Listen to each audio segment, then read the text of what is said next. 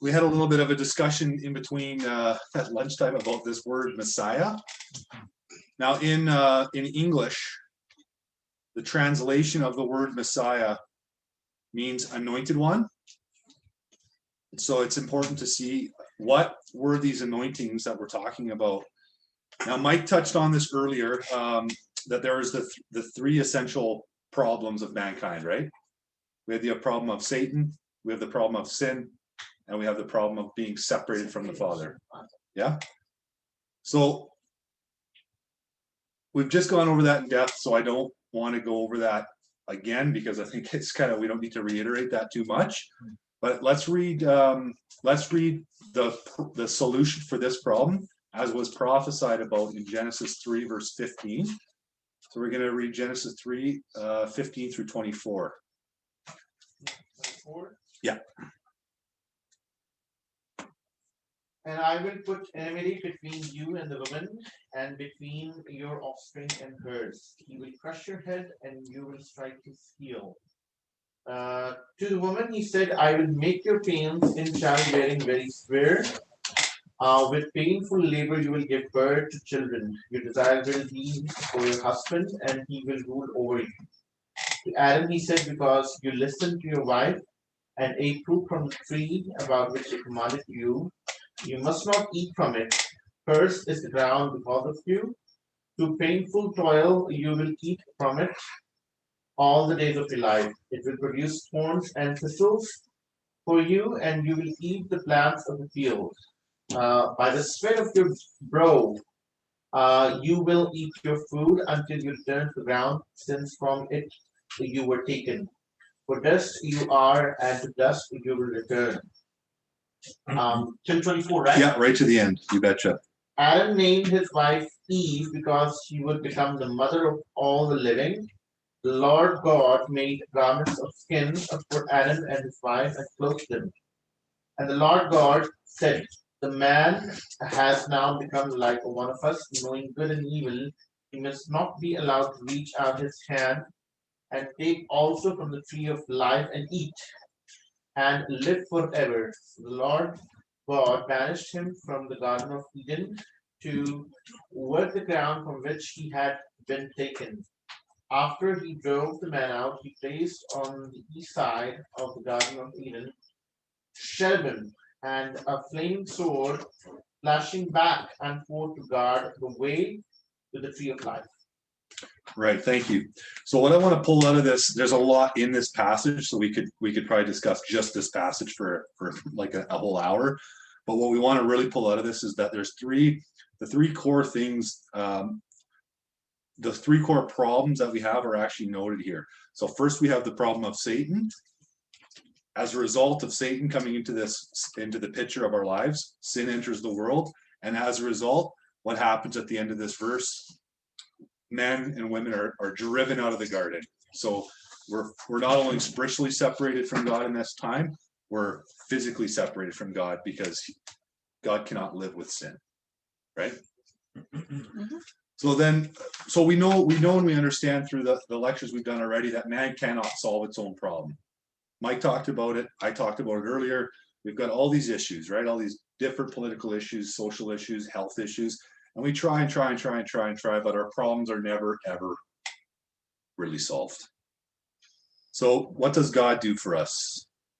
If we look through the pages of Scripture, we see that God gave us provisions for a way back to himself. Because like I said in the first lecture I did, God did not want to be living apart from his people. So he gave temporary measure so that we could be back, right? He gives us the prophets. Prophets throughout all the different recordings of the prophets had one core job. Their mission was always the same. It was always to bring the people of God back to himself. Whenever Israel was going sideways, God sends a prophet in, right? What was the point of the prophet? Point the people back to God. You're sinning, you're doing this, you're doing that. Return, O people, return people, right? Same thing with the priests. The Levitical Laws. I'm sure you guys are familiar with those books. or you've probably all read them cover to cover multiple times, right? The book of Leviticus, probably the most unread book in the Bible, because it's full of laws and rituals and all these things that the people must do. But what was the point of all these things? The point of all these things was to pay for their sins. So they had sins of atonement, sins of or sacrifices of atonement, sacrifices to cover all the multitude of sins. So God is providing a way for his people to cover their sins so that they can be saved, right? Now, if the priest did one of these sins, or one of these rituals in a way that was imperfect, the people's sins were still on them, right? So God also, there was one other office that God used through the Old Testament to help his people and to continue to strengthen his people. So what he did is he gave them kings. Now the people wanted kings originally because they did not want God to rule over them. I'm sure you remember that too, right? Yeah. So, but God says, okay, I'll give you these kings. And what was the duty of the kings? The primary task of the kings was to push back and to conquer the evil nations around them, right? For what purpose? To destroy Satan. So here we have the three anointings. We have the three offices: the office of prophet, the office of priest, and the office of king. All three of these are the three anointings of the Bible, and we see Christ was the anointed one. You see the dots we're connecting? Yeah. Okay, awesome. So let's read a little bit about this. I want to see, we're going to pull out, we're going to look at the different anointings, just so that it's not my word. Let's look at Zechariah to see Zechariah 1, verse 2 through 5.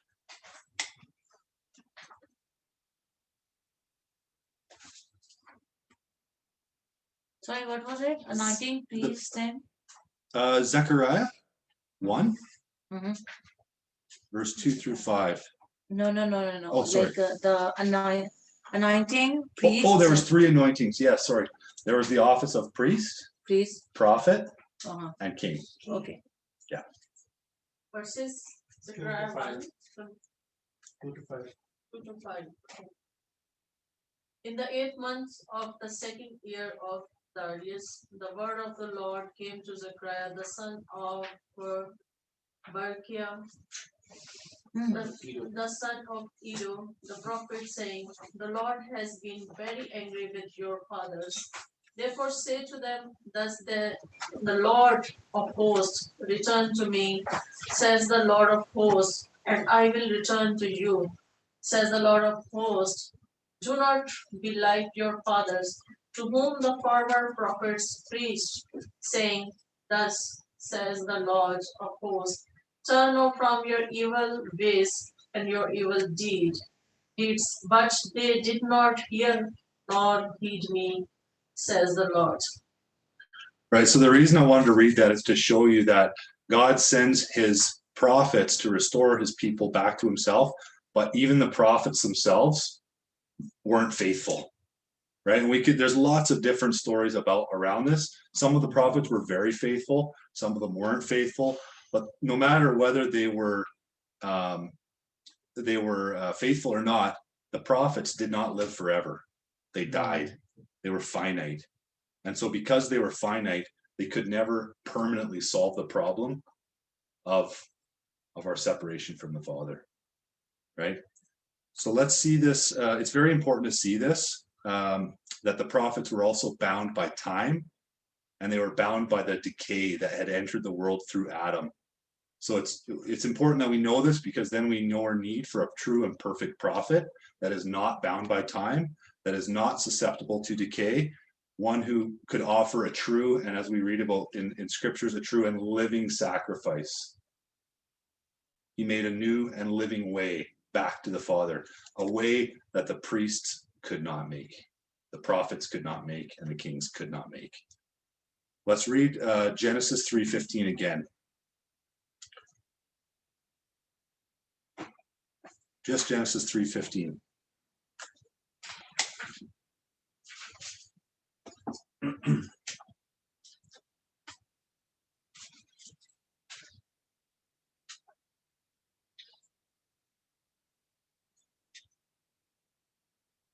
Genesis 3:15. Out of the womb of the woman will come the one that will crush the head of the serpent, and the serpent will hurt him in the heel. Pretty close, eh? That was by memory, right? Yes. Yeah, it was. This is a passage we use a lot because this is the very first prophecy from the mouth of God himself, prophesying that the Messiah is going to come, that he's going to crush the head of the serpent. This is why we keep reading this passage. So we see that these three anointings, these three anointed, the priest, the prophet, and the king could never settle our debt with God. They could not. God knew that already back in the garden. And he says, okay, because it's reality, I'm going to send one who will crush the head of the serpent. So God himself has to do this in order to resolve our threefold problem. Now, do you understand? You can understand these three anointings? Everybody kind of gets that? Yeah. Yeah, it's clear? Okay, good. Can Okay, you let's go into repeat, this. So now in Sister Nasreen, can you make it because of repeat that those prophecy, three we know anointing? that we need to have a true and perfect king. So let's read about that true and perfect king. 1 second here. Oh, that's the prophet. You know what? Let's read Deuteronomy 18 verse 15 since we're talking about prophets anyway right now. Deuteronomy 18 verse 15. This is another prophecy that's going to point us to Christ. Luis, do you remember that one? Which one is it? Deuteronomy 18 verse 15.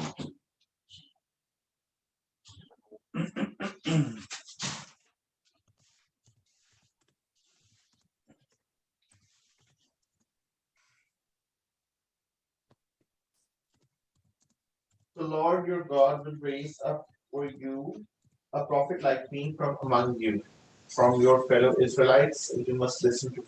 Right. It is you shall listen to him. So this is a prophecy about the coming Messiah. The need for this prophet and the need that, and then he says, you shall listen to this prophet. Right. So I wanted to explain something to you. So there's the three offices. So you got the prophet, the priest, and the king, right? We see Christ resolves these three problems as the true and perfect king. He defeats Satan. He went into the grave. He makes a public spectacle of him, and he takes power and authority away from Satan. Right? As the priest, he offers himself as a true and living sacrifice to create a new and living way back to the Father. As the priest, and as the prophet, or sorry, as the priest, he does the sacrifice to make a true and living way, solving all of our sins. And as a prophet, he solves the problem of our separation from God. So I want to look at some more of these prophecies because there's over 300 of them in the Bible. I think it's important to read a few of them. We read Deuteronomy already. Let's read Isaiah 7 verse 14, please.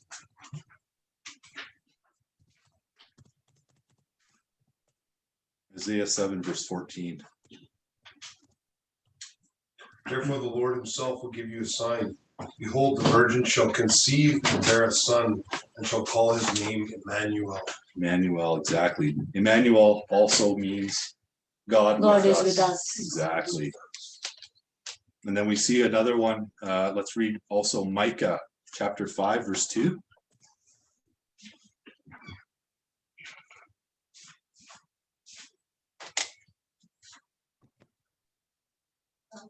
Yeah.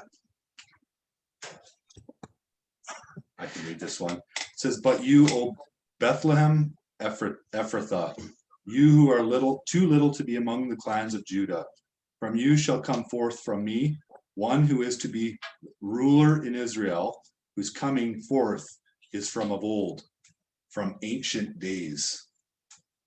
So we see this prophecy in Micah again is pointing us to this ruler, this king of Israel, whose origin is not bound by time and space, but is from of old, is from ancient days. And we see other prophecies that point us to return to the ancient paths. There's a very clear connection there, right? So let's also look at Isaiah, some really, really clear ones. Isaiah 53, verse 5 through 6.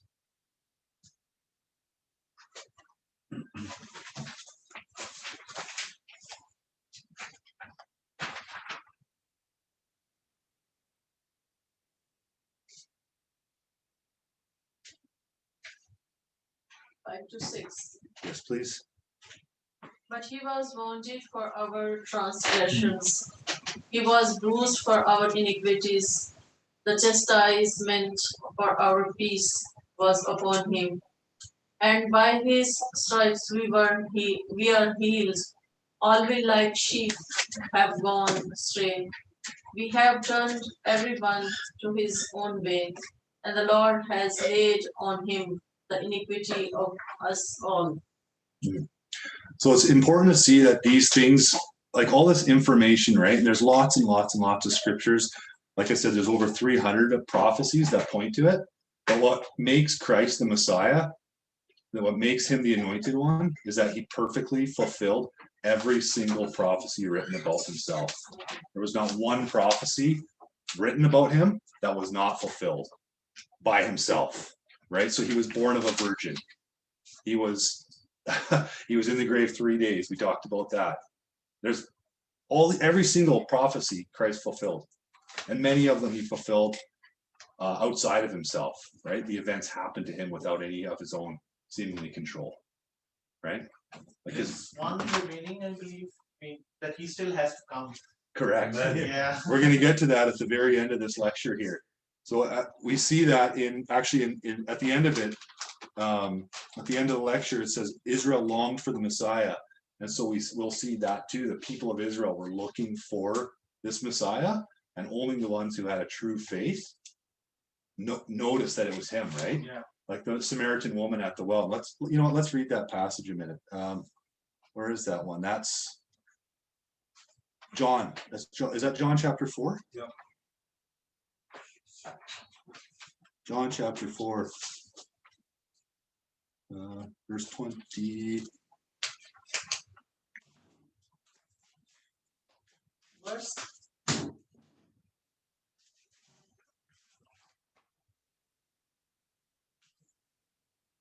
Well, we can just, really, we could start at verse 19, because this shows Christ, that how she saw him. So let's read that verse 19 through 25.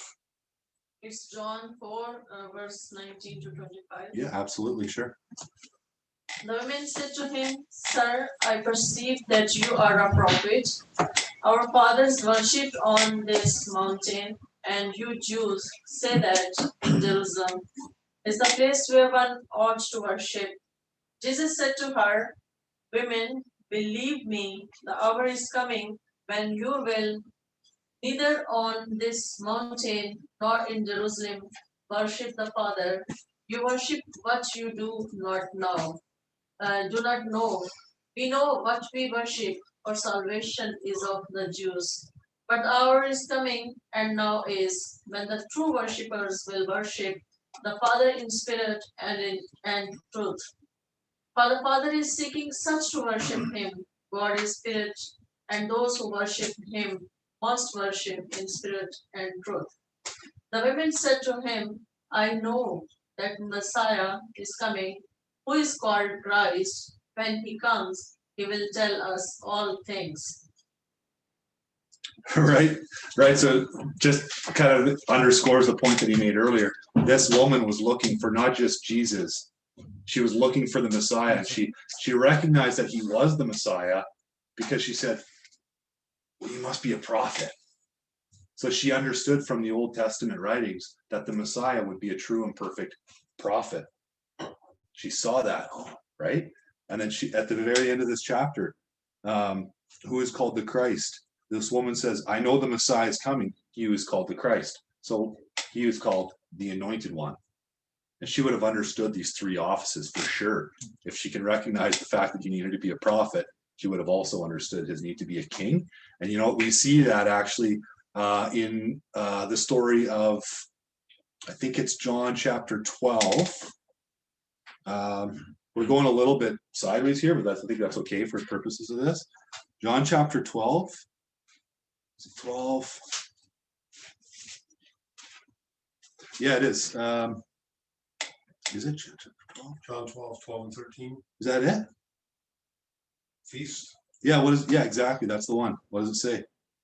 So John chapter 12, verses 12 and 13 says, the next day a great multitude that had come to the feast, when they heard that Jesus was coming to Jerusalem, they took branches of palm trees and went out to meet him and cried out, Hosanna, blessed is he who comes in the name of the Lord, the King of Israel. Right, again.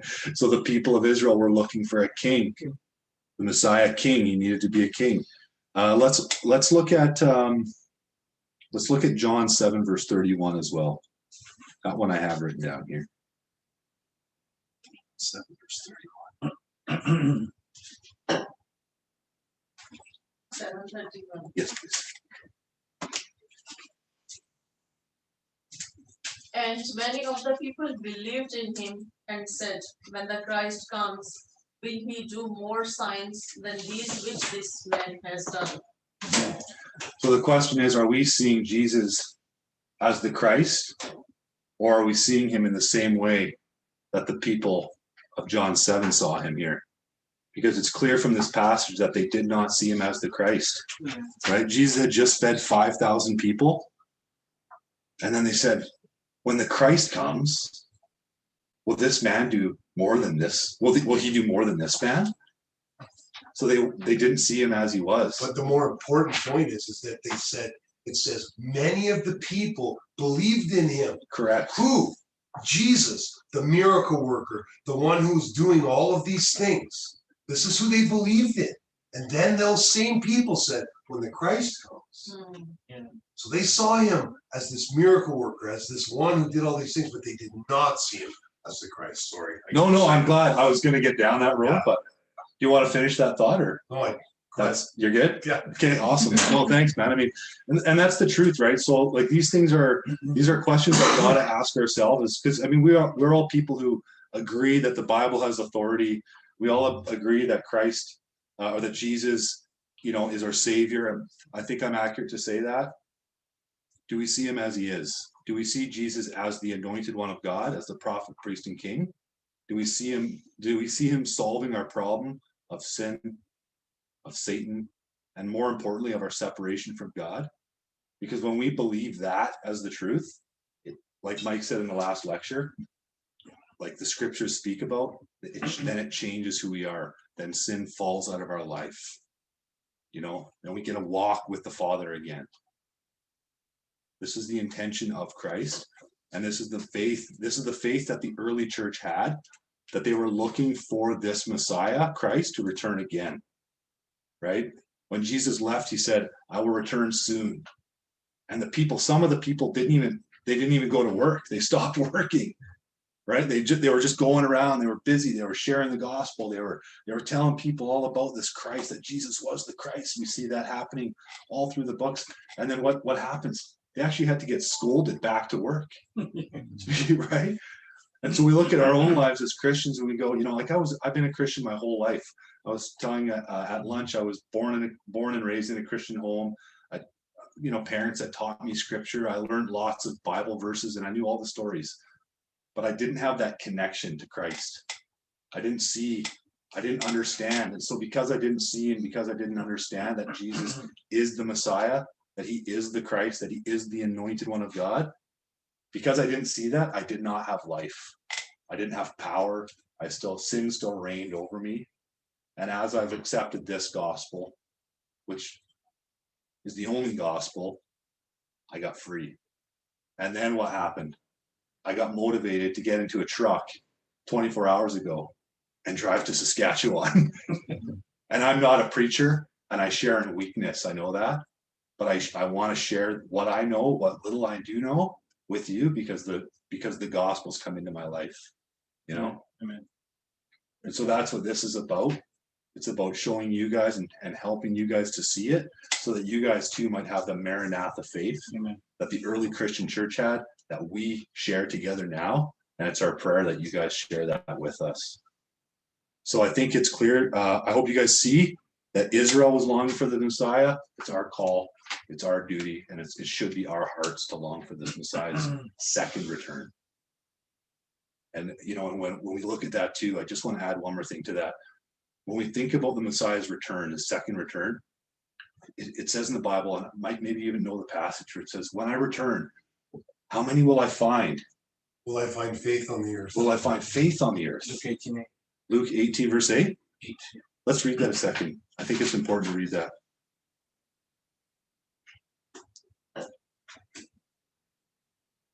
Got that, Luis? Oh, yeah.